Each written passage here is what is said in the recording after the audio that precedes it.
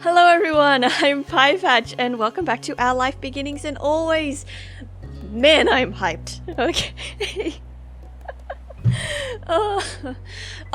Sorry, just before we start, I realized I went back and checked and I'm pretty sure I'm pronouncing the name of the small boy incorrectly. Can't remember his name now, but I did look it up and I was pronouncing it slightly wrong. So, I'm gonna try and do it right this time. I apologize. Anyway. Should I load? Yeah, I guess we're going from here. Yes, that's right. We're picking a moment to go from. So, look, if you haven't seen, the last episode, I don't know what you're doing watching this one. But, either way, we have a new friend, Cove, and we met some other people, and now we're doing something. See, I know we can do them in any order, but that doesn't feel satisfying to me, so I think I am going to start with shopping. Also, that pretzel just looks really nice. I guess we're going shopping then. Oh, we'll straight into it. Okay, heck. This is going to be a test if I can get these voices right. Come back before it gets dark, alright, sport. The familiar voice drifted across the street and drew your attention away from the snail you'd been watching inch slowly across the pavement. There they are, the boys. The boys. Cove waited in front of his dad, pushing his green hair back off his face from where the breeze was blowing it over his glasses. Sometimes I really need to over-enunciate so that I actually say the words properly. He looked to be paying only a mild amount of attention as he was being handed a few slips of green paper, okay? It reminded you of when you'd first met Mr. Holden, although he's probably not paying Cove to be friends with himself. Wait, hang on, I'm sorry, I did not take that sentence in. It reminded you of... Oh, so the green paper is money. Sorry, completely went over my head.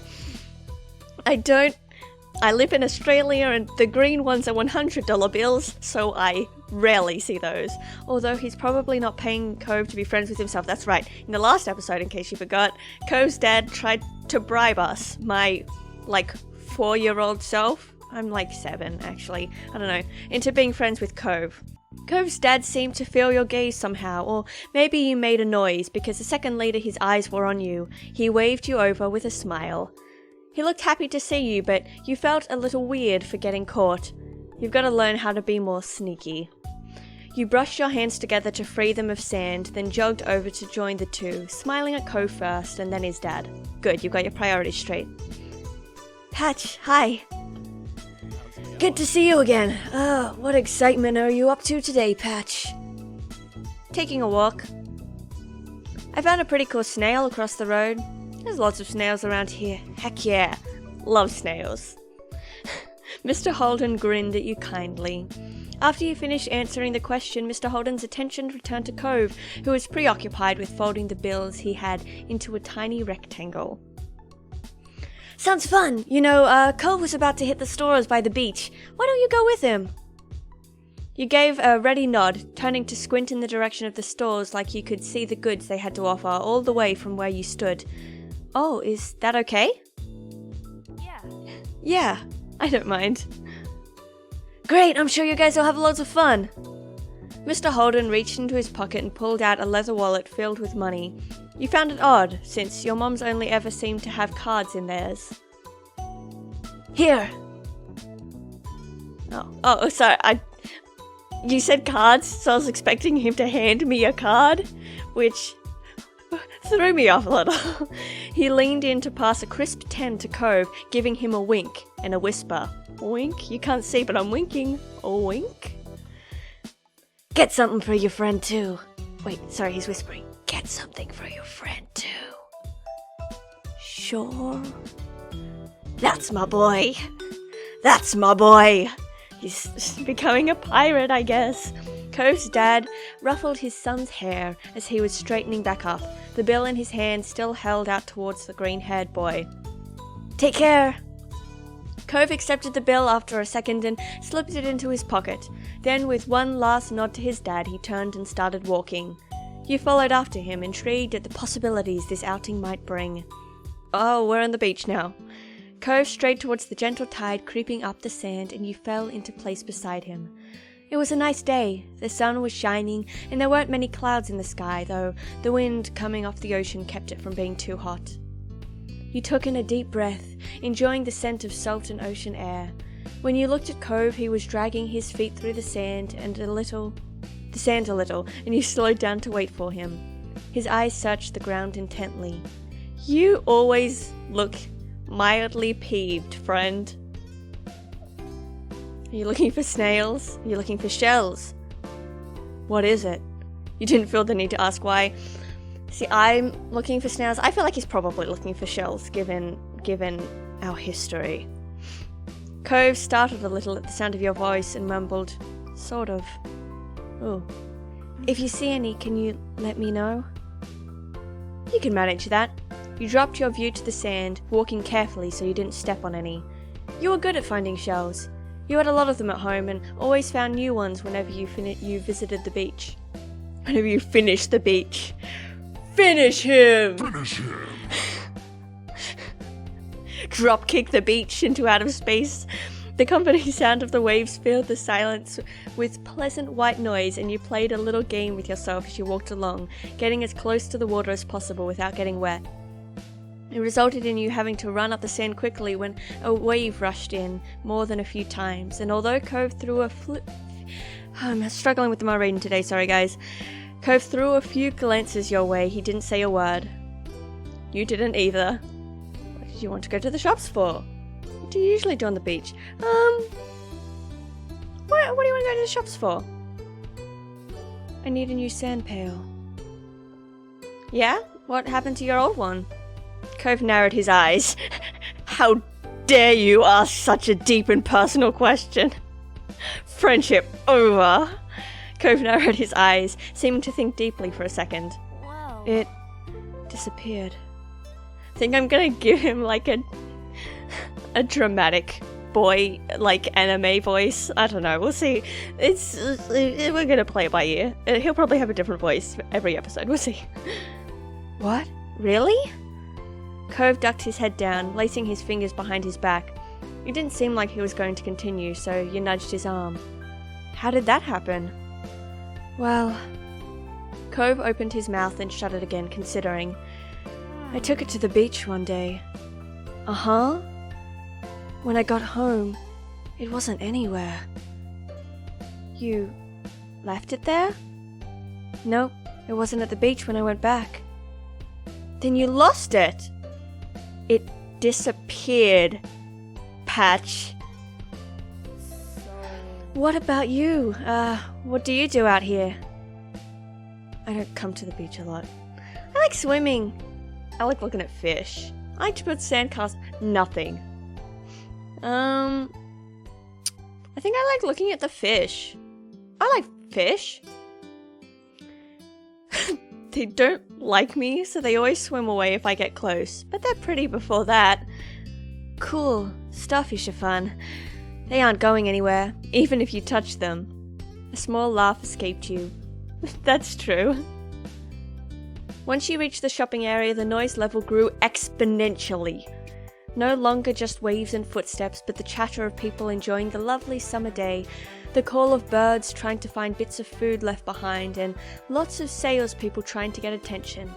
You sniffed the air as you walked beside Cove. You could still smell the ocean, but there were other scents now too. This music is hype as hell. Pizza, pretzels, hot donuts. I can barely hear myself. It's nice. It's not very nice. It's alright. It's freaking amazing. The energy surrounding the area seemed to fill you, and there was a bounce in your step as you began looking at all the familiar sights. There were so many things to do, you didn't know where to begin. You looked at Cove, hoping he was just as excited as you were. Cove was glancing from one side of the street to the other, with a look in his aquamarine eyes that you couldn't quite work out. What is that? Cove pointed to a large crowd of people gathering near a few tables with large, colourful umbrellas blooming from their middles. You couldn't see past the adults who were blocking the way, but you knew there must be something worth seeing. Without another word, the two of you hurried over to see what all the commotion was about. The amazing Alexander, okay. Feast your eyes upon the amazing Alexander! In the center of the crowd was a man with a tall hat and a funny green coat that had 3 long tails. I love this man! There was a little table next to him with a cloth hanging over it that read, The Amazing Alexander, in glittery golden script. God, I hope we get to see Alex. Why tell people his name if it's already written on the sign? Because people are dumb and people don't read. Work in retail for 2 days, no one reads any signs. Cove hummed with understanding, then turned to walk away just as the amazing Alexander began shuffling a deck of cards. Maybe we can stay and watch. Cove glanced back at the man. He then briefly lifted his arms up off his sides before returning them to place. You mean he shrugged? You grinned, waving for him to follow you as you raced back to the stand. Sorry, my phone just buzzed and it threw me off. Wait, let me just yeet it across the room. I can't, it's charging. We're just gonna have to suffer through it. As you raced back to the stand in the crowd. With that, it began. The magic man pulled one card out of the deck, showing it to the curious onlookers. It was a 4 of diamonds. Watch closely! You did, squeezing through a few of the adult onlookers to get a better view. Suddenly, the man snapped his fingers, and the card just disappeared. Whoa! The amazing Alexander, who had earned his title, turned his head and looked directly at you. He reached out of the screen and grabbed you by the throat with a kind smile. What's this behind your ear? He backed away. Get away from me, demon! Nothing. Tell me now. This had to be going somewhere, and you needed to find out. He smelled like popcorn and candy when he stepped closer. It was great. You felt a tug, and then he pulled the 4 of diamonds out from behind your ear. Choking, I had an Anzac biscuit before this. What? You knew it couldn't really have come from your ear, but you still didn't know how he'd done it. There was light applause from the crowd, and the man gave a deep bow. This is for you, child. The magician plucked a pair of balloons from a clump of them and tied down to his table. Both were in the shape of a dolphin instead of being a normal circle. And one for your friend too. Thank you for being my assistant. Wow. Now you were really grateful he chose you. Heck yeah, dude. Dolphin balloons. After that, he went to someone else in the crowd. Pick a card! Any card. My uncle does that every time he visits. Not the balloons, the stuff with cards. Cove spoke plainly while reaching over to take the dolphin that had been designated for him. Maybe it wasn't so special after all.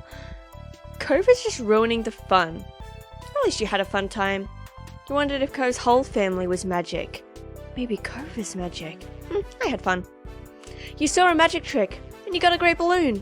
That was more than enough to make it a worthwhile event. Hell yeah, keep up that positivity, baby. You thought that if you could find a card to practice with, maybe you could make it disappear too. The crowd started to clear some, and you noticed to the side there was a whole rack of brightly coloured kaleidoscopes on display. Ooh. A kaleidoscope, a Rubik's Cube, or I do like Magic 8 Balls.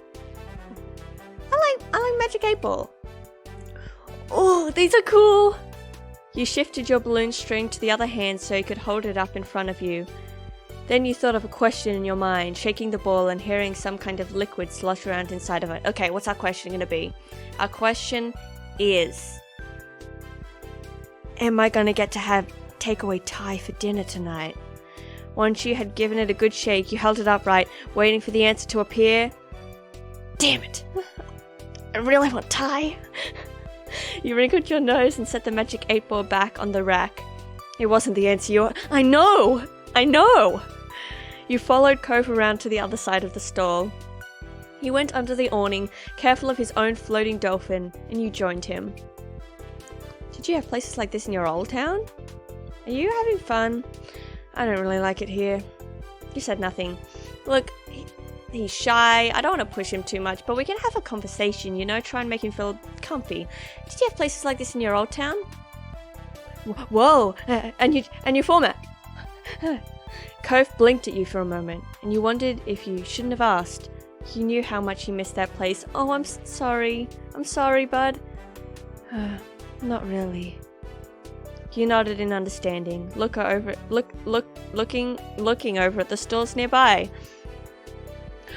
Whoa! Whoa! Whoa! I love those crabs. Hope. Whoa! Wow! While Cove looked at the sand pails, you were drawn to a table with colourful keychains laid out on it. They were sewn in the shape of sea creatures, and there was a plaque that read, "Handmade," standing proudly in front. Heck yeah, bud. There were lots of different types. You saw a dolphin, a shark, a crab, a turtle. I picked the crab, baby!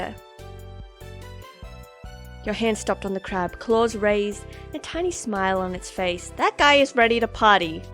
It had big eyes and little legs, and the fabric was smooth when you picked it up.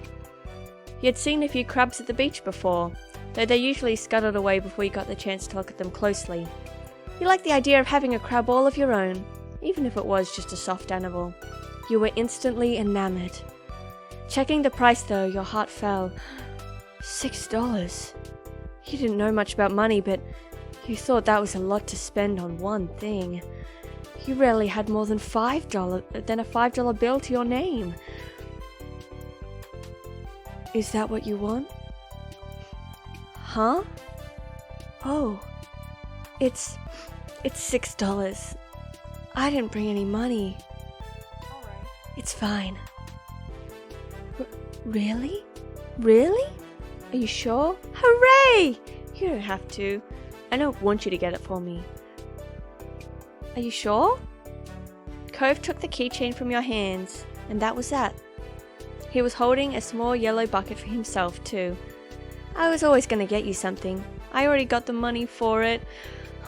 Well, thanks, bud. You smiled, pleased to have things work out. It was nice of Cove's dad to let Cove buy something for you too. You had to remember to thank him next time you saw him. After Cove paid, the two of you stepped out of the store side by side, your balloon dolphins knocking together and spiraling around in the air. Damn, what a good day! You watched Cove hold up his new pail to his face, examining it thoroughly. Hey, Cove? Yeah? Your dad gives out money a lot, huh? I really like this keychain. Thank you. It's nice. Cove looked further down the street, where different food carts were lined up. He rested his non-cast arm over his stomach, and just as he did, yours let out a slight growl. Are we hungry? Is it full time? You hadn't eaten since breakfast, and after all of this wandering around, you were definitely ready for some lunch. Let's get some food. Yeah. You two wandered around a short while, looking at all the delicacies that were available. Everything looked delicious, and as the different smells, both sweet and salty, wafted over to you, your stomach growled even louder. After passing up hot dogs and snow cones, ice cream and pizza, you both agreed on pretzels. That's what the pretzel was for! Full circle. Cove got something sweet and cinnamony. Yes, good choice. And you got a plain one. Who do you think I am? Got one with cheese, one with sprinkles. I have never encountered this concept of like the big pretzels that are like are they like donuts? Just weird shaped donuts? Oh, I think I get the same as him. Sweet and cinnamony, that one sounds dope. I'm gonna get the same as Cove. You licked your lips hungrily as the vendor handed your pretzel over, ready to take a big bite. Your mums didn't like you to eat too much sugar, but this was a special occasion. The little cup of icing looked too delicious to pass on. You found an empty table close enough to the beach that the grit of the sand made terrible noises when you dragged the chairs out to sit down. Ugh, bad sounds. These balloons are gonna make it hard to eat. Cove placed his bucket on the table as he stared at his still balled up hand that was wrapped around the string. You opened your mouth to agree before an idea hit you. I know.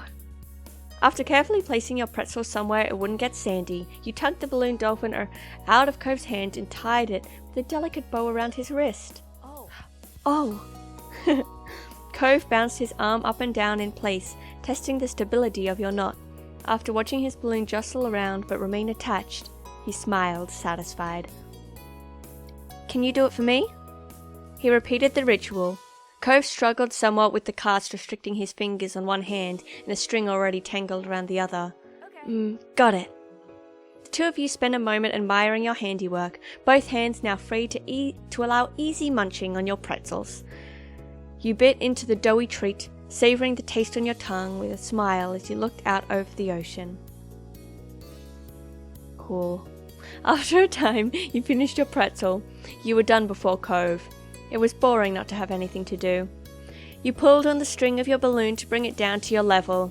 Then you held the dolphin in your hands, manipulating it to make it look like it was jumping through the air. If you turned to face towards the beach, it almost looked like it was swimming in the waves like a real dolphin. That's a Dalmatian crossed with a dolphin. Like a sea cow, I guess. A laugh came from your side.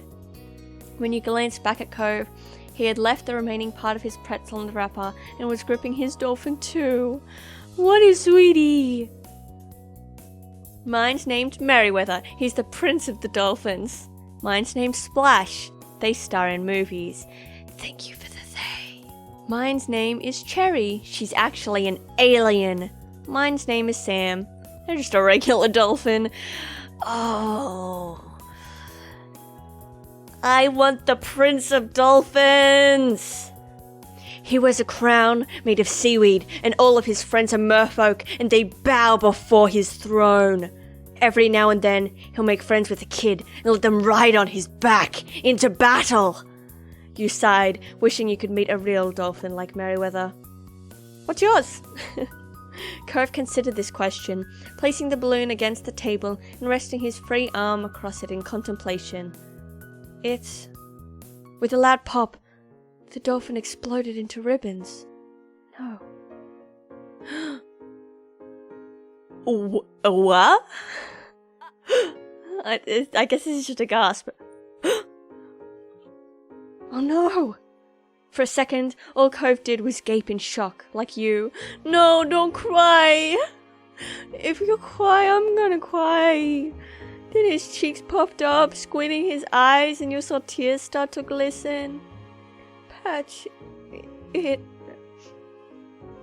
I make a joke. You offered to find Alexander. I forget to give Cove your balloon.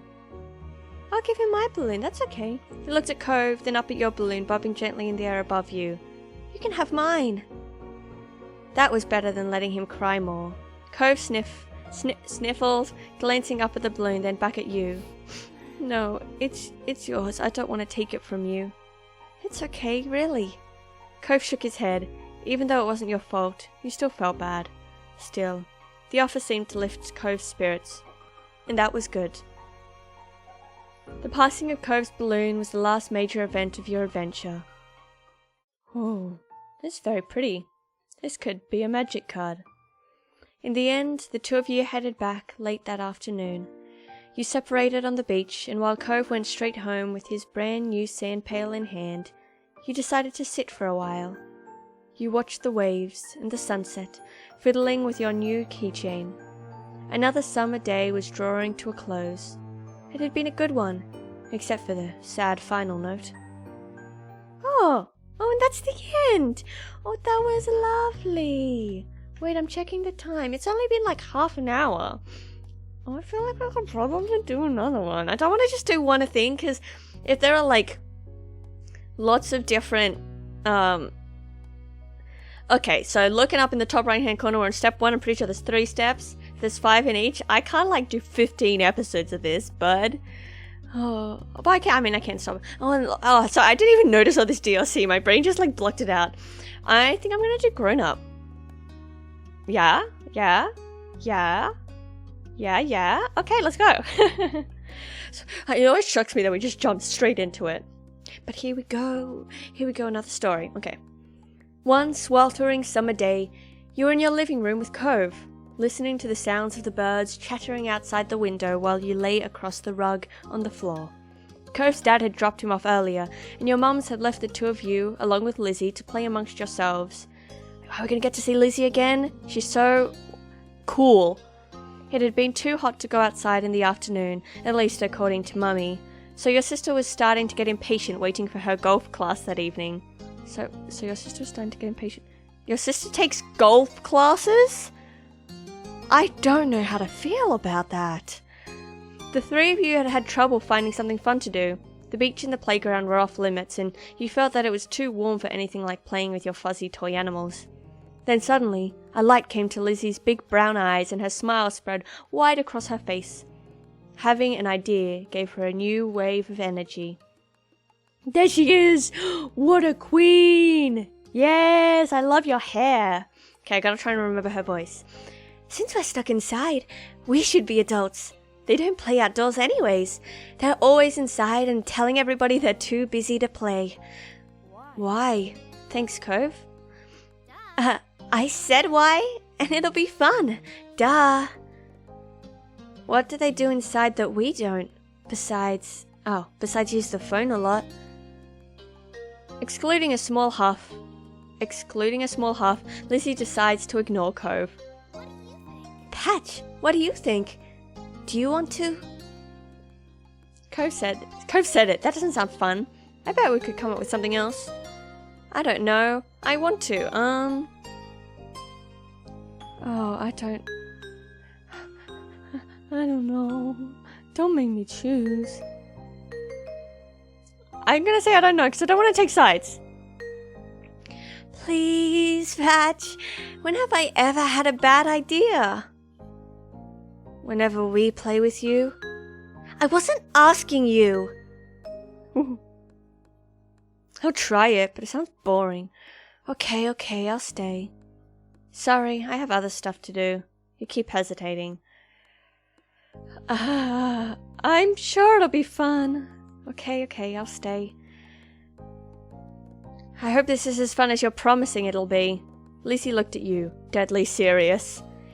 It's the most exciting idea I've had all week. Satisfied that neither of you are about to bail on her, Lizzie thought over her options while you watched.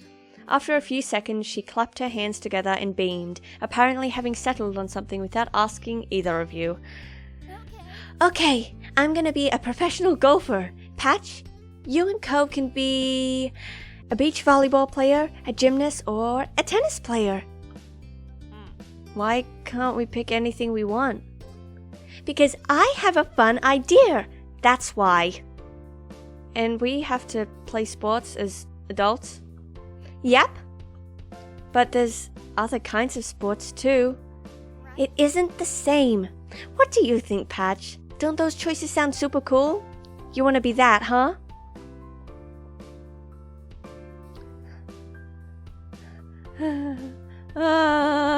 I don't like choosing this kind of stuff. I kind of like those. I'm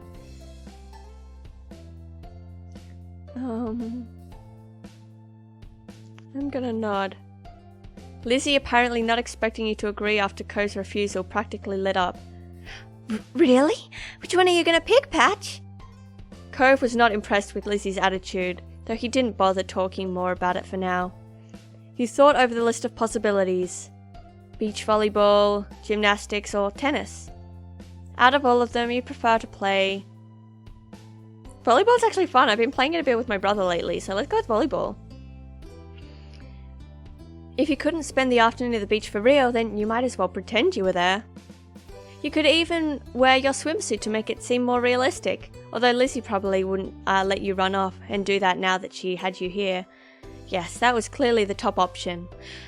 Okay, oh no, this is me. Okay, I'm gonna be a volleyball player. All right. How about you, Cove? I'll have a volleyball team too. Lucy threw her hands in the air, making an annoyed sound.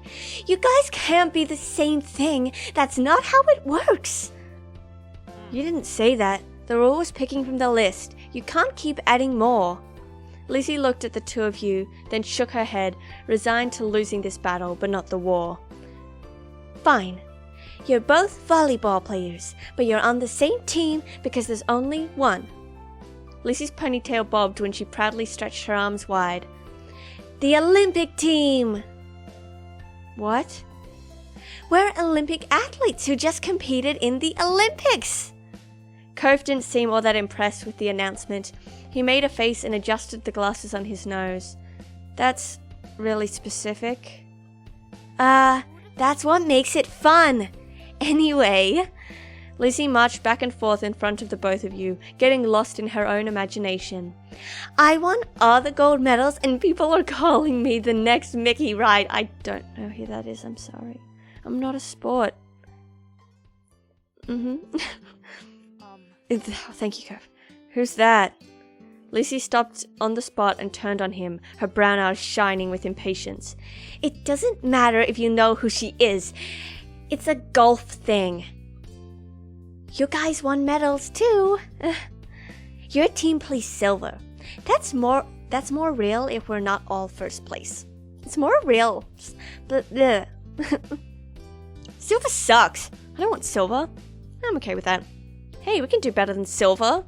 Silver's not bad. Nice. Yeah, silver's not bad. May not be first. I'm sorry, Cove. Am I upsetting you? Look, I'm just trying to keep the peace here, man. I'm trying my best. It may not be first place, but you knew that silver medals were still really good to get at the Olympics. But it isn't gold. Sorry. Lots of people lose at the Olympics. Them's the breaks. Then you're the one who did, not me. Lucy looked taken aback by Cove's declaration, as though the thought of her losing was completely absurd. No way! It wouldn't make sense. I'm already practicing my golf game. She took a golfing stance to make her point, pretending to swing her club and hit an invisible ball. So, what kind of house do you want to live in? Cove hadn't changed his mind about winning, but thinking about where he'd live as an adult appealed to him, apparently, because he looked back at Lizzie with some of the anger fading. I'm gonna live on the beach. Lizzie made a face at him, poking out her tongue. That's kind of boring. We already have that. No, not like the normal houses here with a street. On it, right on the sand, by the water. Just like that, all the tension was back. You hadn't even had a chance to choose where you'd want to live. That's not very fun or smart, Cove. You can't live on a bunch of sand and shells. But I want to, and I will. Cove narrowed his eyes at Lizzie, even though she stood half a head taller than him. Why didn't you give out a list of things to pick from this time? You didn't... Bloody hell. Sometimes I just have bad reading days, and apparently today's one of them. You didn't give out a list of things to pick from this time, so I'm picking that. Why are we even playing pretend if we can't imagine anything? Jeez. Well, I'm gonna live in a mansion, far away from here, and far away from you. One with an indoor pool and a place to practice my award-winning golfing. How come you were yelling about mine when your idea is even more impossible? Lucy's face flushed red, her hands balling into fists at her sides. It's not impossible, and it's better than yours. Disagreements always seemed to crop up when the two of them were together, and you always felt like you were stuck in the middle. Yeah, that's really how I'm feeling. But when it came to the topic at hand, this time you thought... I'm tired of deciding between either of them, guys. You didn't engage with their bickering and instead dreamt up your own dream house. It's the stance to take, don't pick sides. And you weren't going to share your idea with them either, you already knew it was a good one. You can swim whenever you want if you live on the beach. We can still swim anytime we want where we live now. Being a little closer doesn't mean anything. Says you. The two of them scowled at each other. You're being so unreasonable! You... I don't get what you want. This game doesn't make sense. It does. You have to be realistic. I said that. But you're not. You had no idea what to do to make them stop at this point. It seemed like the two of them would just keep working each other up as long as they could. Nothing you'd said so far had kept them from being mad. Thankfully, like a greeting card angel, Mum walked into the room. Thank you, Mum. Thank you, Mum. Lizzie rushed to her, hanging onto the hem of her shirt and poking out her tongue at Cove. Lizzie, Patch, it's time to get ready to go. Sorry you have to leave already, Cove. Their mummy said she'll walk their mummy said she'll walk you home so you won't be left in the cold. Cove was still glaring at Lizzie, his face flushed red with anger. I can go by myself. But... Bye, Patch. There was still a harsh edge to the brief farewell, but you knew it wasn't you he was mad at. Without giving Mum a chance to stop him, Cove stood up and walked out of the room, shoulders drawn tight. Okay. Worried, Mum turned to look down at you and Lizzie. You two were playing nice with our new friend, weren't you? I wouldn't tell the truth. We were playing pretend and things got intense. They were like cats and dogs. Your sister's jaw dropped, looking betrayed, as Mum put both her hands on her hips. Elizabeth! I told you to be kind to him. He's having a hard time right now. Lizzie's mouth closed back up, replaced by a tiny frown. I know. I tried, but he was... No buts. We both know you can show someone a great time when you put your mind to it. We're going to apologize to Cove and his dad over the phone when he gets home from work tonight. Lizzie hung her head, dragging a foot across the ground in front of her. Okay, Mom. Good girl. You caught pieces of Lizzie sulking to herself about how it was his fault too, but it was over. Right, we'd better get a move on. Let's go, kids! Nolani, where did you leave the car keys? Her name is Nolani? That's so cool, what a cool name. Where did you leave the car keys? Mum hustled you all out the door, and you noticed during the car ride to golf practice that Lizzie was quieter than usual. She was usually the first one to request music to listen to in the car, but she didn't say a thing. Your parents noticed she wasn't in a mood to be bothered. She gave her space, and Mummy just asked you what you'd like to listen to. You picked your favourite song and always made the car ride more fun. You chose the soundtrack to a cool movie you saw a couple of months ago. You chose a song you knew Lizzie would like. Maybe that's a nice thing to do. You were happy to see it brightened her up right away, and she started to sing along with you. Soon enough, her bad mood was a thing of the past. Aw, that's nice. When the car ride was over, you spent the twilight hour watching Lizzie hit things with the other girls her age. You didn't know much about golf, but you could tell she really liked it. So you sat with your mums and tried to puzzle it out. Oh, that's nice. It was nice sitting outside after being cooped up in the house all day, and you stretched out your legs to let the last few minutes of sun warm your skin. When the sun was finally out of sight, dipping below the horizon, you all got ready to leave. Instead of going straight home, your mums took the family out to dinner. You went to a restaurant you had all been going to ever since you could remember. The whole afternoon had been a bunch of shouting you hadn't been able to stop, but you could kind of tell all this had helped Lizzie be less angry. The car ride home was quiet, with only the radio providing escape from the silence.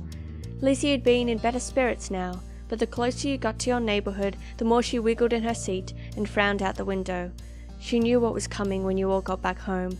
Clearly she was dreading it. Soon enough, Mum was turning onto your street, then reversing into the driveway. Once she cut the ignition, it was dead silent. No one spoke, only unbuckled their seatbelts and opened their doors. Lizzie was the last one out. Once everyone was inside and done taking off their shoes, she propped her hands on her hips. Now then, Mr. Holden's car is in the driveway, so he should be back from work. That's good news, isn't it, Elizabeth? You and Cove can hash things out before the day's done. Lizzie didn't complain or put up a fight. Her head ducked so she didn't have to meet anyone's eyes. She nodded once. Good. Let's move this to the kitchen. Mum went over to the house phone, the rest of you following behind her. Mummy put a gentle hand on Lizzie's shoulder as they walked side by side. You watched them from the back. This was only happening because you told on Lizzie. You didn't regret it. You felt a little guilty, like you'd betrayed your sister. You hadn't liked doing it, but you had to. But it was her fault for doing it in the first place. It doesn't feel nice to dob on her, but she needs to understand that her actions have consequences, you know? She can't just fight with people, and she's also making me uncomfortable, and, you know, she's got to live with Cove for a while, so she needs to be able to have at least a reasonable relationship with him. Being a telltale didn't feel good, but you wouldn't want someone else to tell your mums everything, and you wouldn't want someone else to tell your mums everything you did. Still, your mum had asked directly, and you wanted to be a liar even less. The four of you stood around the kitchen in a lopsided square. All eyes were on Lizzie, who kept her gaze on her feet. Oh, my mum is so pretty. You remember the number for Cove's house, don't you, honey? Lizzie jerked her head in another nod, sullen. Without further prompting, she stepped forward and began to dial. Mum reached over and pressed a button on the base. Suddenly, you could hear the phone ringing. She turned on the speaker. Oh, geez, Louise, this is quite a bit. The phone rang a couple times, then stopped. Mr. Holden's warm voice, came through the other end. Here comes that warm voice. Evening, Holden residents. Lizzie looked over at Mummy, unsure. She nodded encouragingly. Hi, Mr. Holden. It's, Lizzie, can I talk to Cove? Absolutely. Whoa, that's a nice voice you got there. Maybe I need to alter it a little bit. Lizzie Pyework. What a surprise! But of course you can say hi. Of course you can say hey to the boy. The boy. He sounded cheery as usual, though definitely meant it when he said it was a surprise. You thought hard, and you were sure your sister had never called Cove's house before. Mum spoke up before Mr. Holden or Lizzie could say anything more. Her arms were crossed over her chest, her lips pursed. His name is Cliff. Of course his name is Cliff. Hi, Cliff. Nalani, Patch, and I are here too. Thank you for announcing that. Good evening. We're sorry to bother you so late. I'll say hello too. Hi, Mr. Holden. The gang's all here, huh? Is something the matter? His voice grew a bit concerned. Mummy was quick to reassure him. No. Well, yes, but it's going to be okay.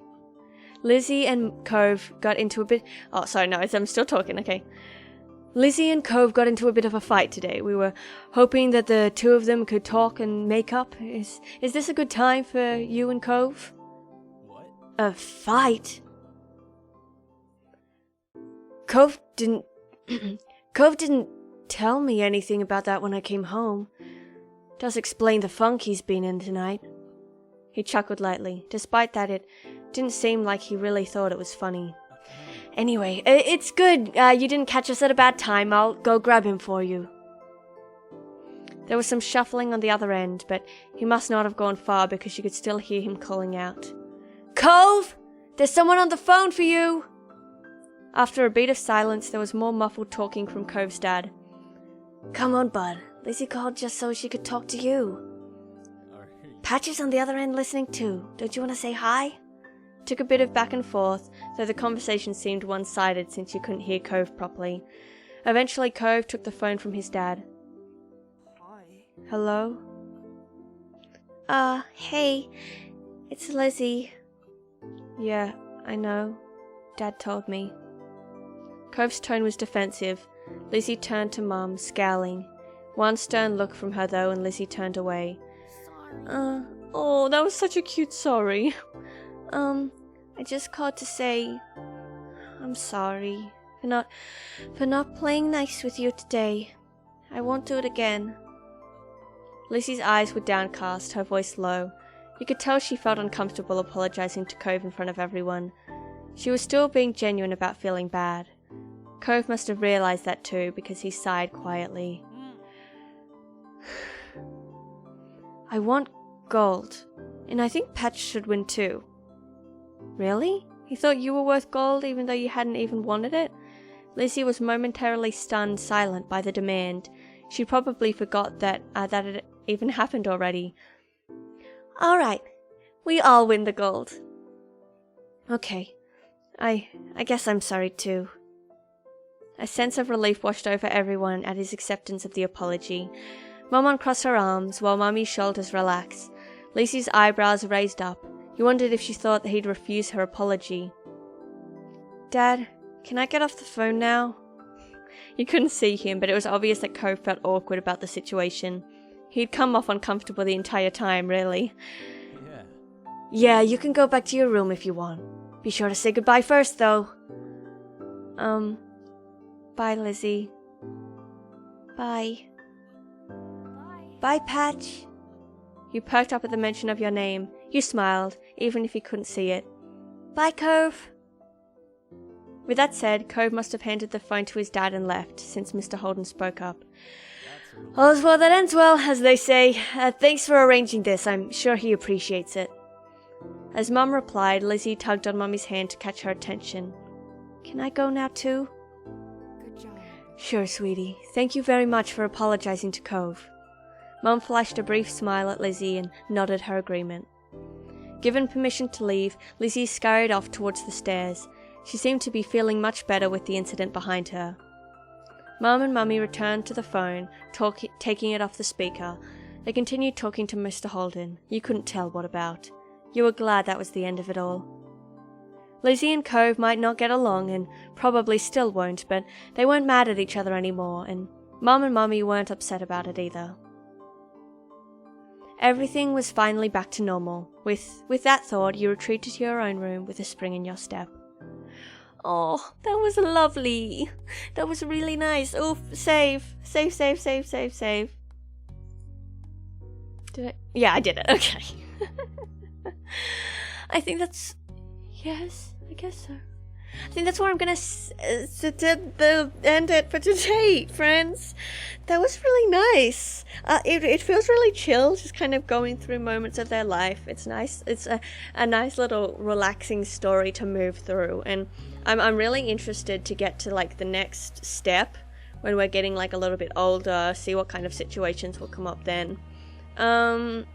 Yeah, I hope you've all enjoyed this. I've had lots of fun, and I hope you have too. The next episode will hopefully be coming out shortly. Thanks for hanging out, guys. I will see you next time. Bye-bye.